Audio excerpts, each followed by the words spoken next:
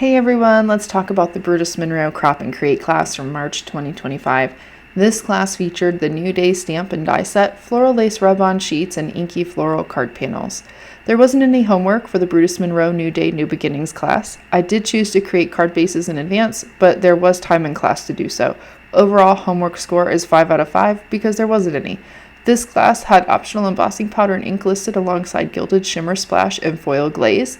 I would be surprised if a beginner card maker had all of these items. However, most veteran card makers likely have some of them. Additionally, these cards can be made with any ink color instead of embossing. An overall additional supply score is 3 out of 5. Christopher Allen brought a great sense of humor to class on Saturday night. His instructions were fairly clear and he kept a cadence, getting through all the cards. There were lots of tips, especially around creative ways to use the rub-ons. And the overall instruction score is 4.5 out of 5. The A2 panels included in this class kit were beyond stunning. I would have liked an entire pad of them, however they are only sold in 4-pack on the Brutus Monroe class website.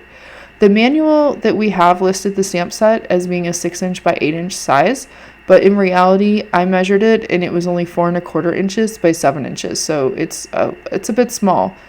This is by far the smallest and lowest perceived value product kit of the entire event, with most of the products being consumable.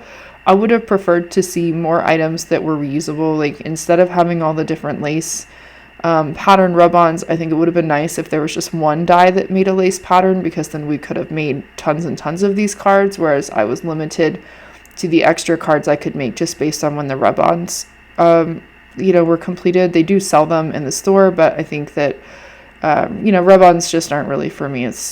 They kind of leave a weird indent after I put them through my die cutter, and I wasn't super into it. I think they look nice, except for that indent thing.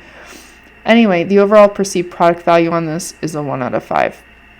I think the completed cards are very useful and beautiful. I also think they're somewhat unique in how the rub-ons were used. Overall completed cards score is 4 out of 5.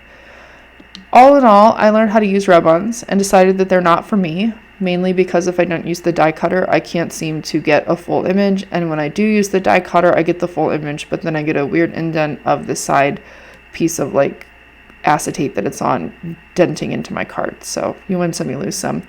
Anyway, overall class score 3.5 out of 5, or 70%. If you enjoyed my review, please thumbs up this video and consider subscribing. Subscriptions are free and will allow you to easily find my channel again.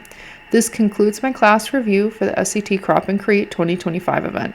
I will be participating in the Pink Fresh Studio Cards for Him event, and you can expect to see what we made shorts and review videos for that event as early as June 2025.